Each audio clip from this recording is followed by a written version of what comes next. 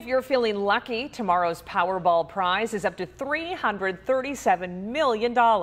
That's tied for the 15th largest jackpot in the game's history.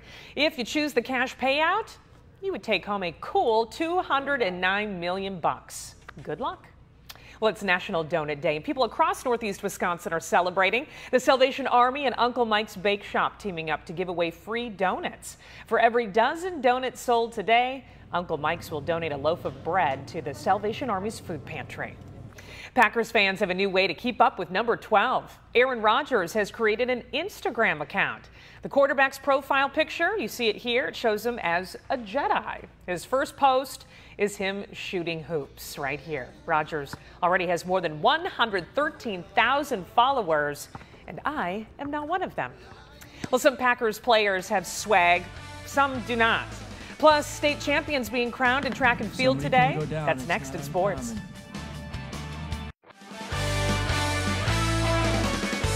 And now, NBC 26 Sports with sports director Charlie Sakaitis. Welcome back to the show. The Packers locker room is a big room for big guys, and it's divided up a little bit based on where entrances and exits are. Rookie safety Josh Jones has a locker in a row of 5 or 6 stalls near quarterback Aaron Rodgers. And last week, Aaron Rodgers commended the newcomer, saying he brings a little swag to that particular area of the locker room. But the implication there is that Brett Hundley, Joe Callahan, and Blake Martinez don't do that. So I asked Blake yesterday, the three of them, do they lack swag? I mean, we had Brett Hundley over here, so it kind of just diminishes a little bit. Perfect. No, I don't think this row has too much swag compartment to it. I think we get the job done and execute our job. That's what we do. I think Joe Callahan is gonna show you some swag this preseason, so just be ready for that.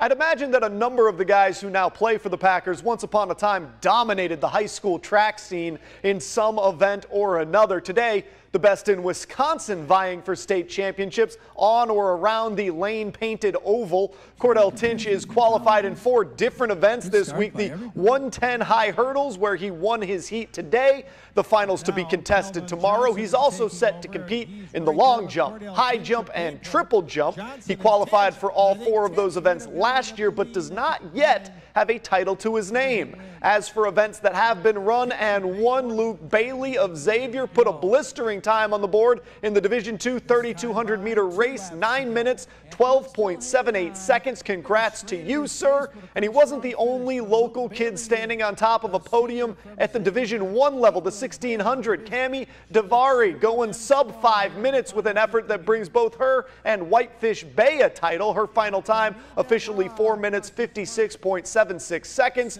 Other winners today include Elizabeth McClure of Algoma in the D3 high jump. Also in the D3, it's Jack Ribley of Mishicot going 11.47 in the boys 100 meter dash. Little Chutes, Tess Kaiser, the D2 shot put champ with a heave of 47 feet 8.5 inches. And the Freedom Boys 4x2 team also brings home a title. The event continues on tomorrow. We'll have more area winners for you then. That, ladies and gentlemen, is the sports. We'll be right back.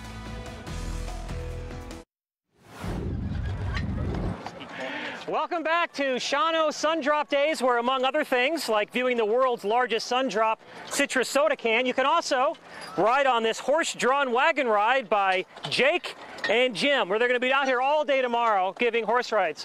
Can you guys yell NBC 26? NBC 26! Woo!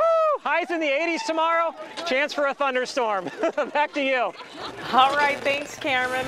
Tonight on NBC 26 Live at 10, scam alert. Green Bay police warning you tonight, releasing this image of the alleged scammer's vehicle after they pose as a water department employee.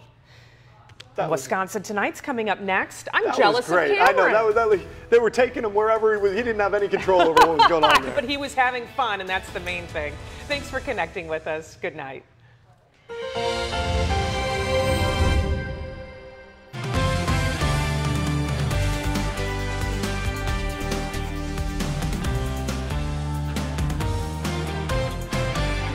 Down with Wisconsin tonight, paying it forward. A Wisconsin mother fighting cancer, passing along an act of kindness from her son, brightening someone else's day. And singing brain surgery, why doctors had a patient sing 80s songs during brain surgery. You'll see if it worked. And buck break-in, a Wisconsin man was startled beyond belief after he came face to face with a huge buck right inside his home. Thanks for being with us. I'm Cassandra Duval. Flowers often come from a dark place. A Wisconsin man raised $2,000 to get his mother flowers as she goes through her third bout with breast cancer. But instead of keeping the 2 bouquets she gets every 3 weeks for herself, she's paying it forward. Sean Gallagher has this touching story. Now you'll have flowers every week that you have chemo. As Therese Ulicki battled cancer for the 3rd time, she would have some floral therapy as well, but always thinking of others before herself, she had a great idea for the extra bouquet. Can I take one when I go for treatment and give it just to some random person, just to brighten their day? The fact that she wanted to do that, I think, just speaks to who she is as a person. So every 3 weeks when she goes for treatment at the Frater Clinical Cancer Center, she brings a bouquet of flowers for a stranger in need. You're going to take care of finding somebody. I am. I'm already thinking. So before she goes in for her treatment, Therese brings someone the flowers from her son. I get 2 bouquets every 3 weeks, and I said no. I want to share it with somebody else who really needs to brighten up their day. So that's why I am bringing them to you.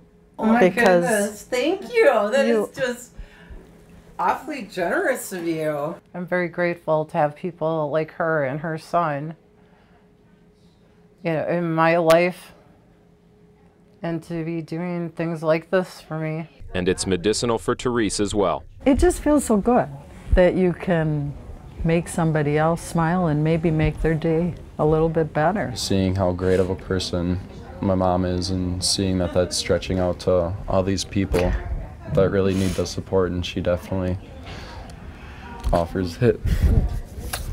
Well, for Zachary, this was the first time seeing his mom in action. Previously, he had purchased the flowers with that raised money, but he had never seen how happy it made someone else. Well, surgeons sometimes keep patients alert during brain surgery so they can make sure they're not causing unnecessary damage. Doctors at the University of Miami recently had a patient sing songs from the 1980s during his operation, and this poor guy's surgery, it was a success, but he should probably think about keeping his day job. Turns out he's not a very good singer.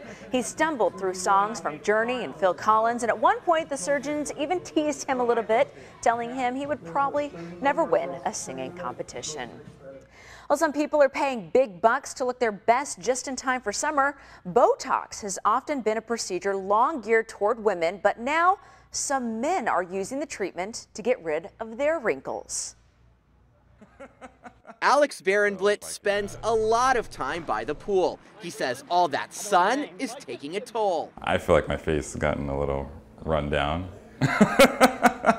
So if I can do something and keep up the maintenance, that'd be awesome. He finally did, stepping into Art of Skin in Solana Beach for a direct approach long popular with women. It's not Botox, it's Brotox. And more men are sitting in chairs like this one to make their wrinkles go away. I'll lean you back. Dermatologist Melanie Palm gave Barenblit his first Botox injections, and she expects more men to come in. Last year, nearly 450,000 of them got Botox, up 4% from 2015. Average cost about $400, although Groupons can help with that. Palm says she sees more male patients as a generational change. I don't think it's a big secret in terms of most women if they get Botox. And so I think we're seeing that same curve with men. I think it's just a little bit later. Barenblit, now 34, says he'll take a wait-and-see approach. You feel better looking? I gotta look at myself, but maybe. Well, women still make up about 90% of Botox patients, and the American Society of Plastic Surgeons reports Americans spent nearly $3 billion on the minimally invasive procedure last year. Well, a southwest Wisconsin man was startled after he came face to face with a home invader, but this was no normal home intruder. It was a huge buck that managed to escape through a small kitchen window, leaving behind some of its hide and a piece of an antler. Rebecca Clough talked to the homeowners about this unwelcome visitor.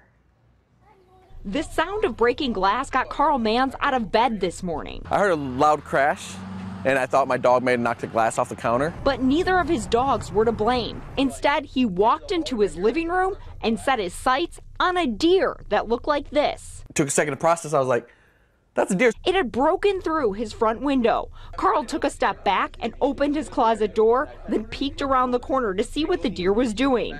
The Army veteran says it was fight or flight, and he didn't want to duke it out with the deer at 6 a.m. Honestly, my first reaction was, run. He thought about trying to herd it out of the house. I opened the door, and I hear him start kicking around in there, and I'm like, nope, nope. Carl called for backup. 3 patrol cars showed up. They get out, and they're laughing, thinking it wasn't real. And they're like, this is just such an odd call. The officers and Carl tried working out a plan to get it out. We would just try and basically shoo him out of the house. But the deer decided to make an escape and hoofed it out the back window himself. Can't even believe it. He went out this little section right here.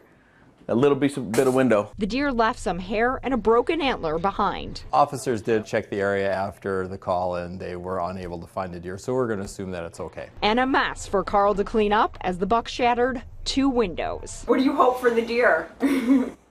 Be lunch for somebody. Well, Carl thinks the deer jumped in his window because it saw its reflection, but he had no idea why he picked his house because it is in the middle of the street. Well, the champion of this year's Scripps National Spelling Bee, Anyanya V.A., was crowned late last night. She appeared on the Today Show this morning. Vignette won the word Marocaine. She says she had learned a lot since her last competition in last year's Bee. I was a lot more prepared and I just had a lot more confidence, so I just spelled my words. Vignette will take home a $40,000 cash prize after nearly 12 hours of spelling correctly. Well, summer is almost here, and as the school year comes to an end for many students across the country, there's something families of 4th graders that they should be reminded of. 4th graders and their families are granted free admission to national parks and other federal lands for a full year with a 4th grade pass. Now that means if you have a current 4th grader going into 5th grade, you can still get free admission through the summer. Well, coming up on Wisconsin Tonight, if you have a graduation present to buy, our tech expert joins us with some ideas that any grad will love. Plus, a nearly perfect start to the weekend. We'll see how much of the warm weather and sunshine sticks around. Cameron's forecast is next. You're connected to Wisconsin Tonight with Cassandra Duvall and Chief Meteorologist Cameron Moreland. NBC 26, keeping you connected.